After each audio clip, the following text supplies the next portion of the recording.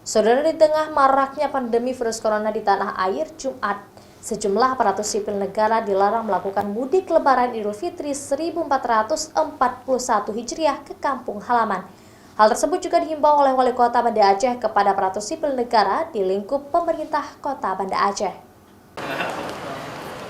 Melalui surat edaran Menteri Pendayagunaan Aparatur Negara dan Reformasi Birokrasi tentang pembatasan kegiatan bepergian keluar daerah dan atau kegiatan mudik bagi ASN dalam upaya pencegahan penyebaran corona COVID-19.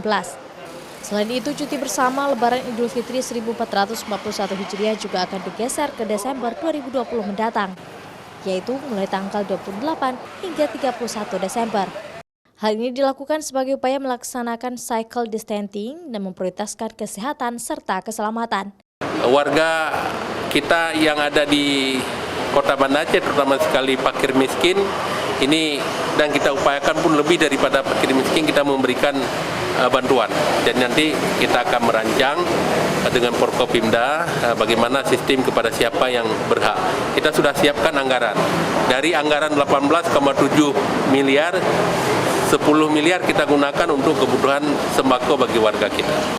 Pemerintah Kota Banda Aceh menyambut baik keputusan itu.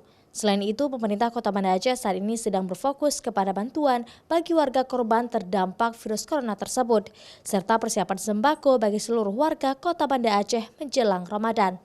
Wali Kota Banda Aceh meminta warga, aparatur sipil negara yang bekerja maupun tinggal di Banda Aceh untuk mematuhi dan menjaga diri demi mencegah penyebaran virus corona di Banda Aceh.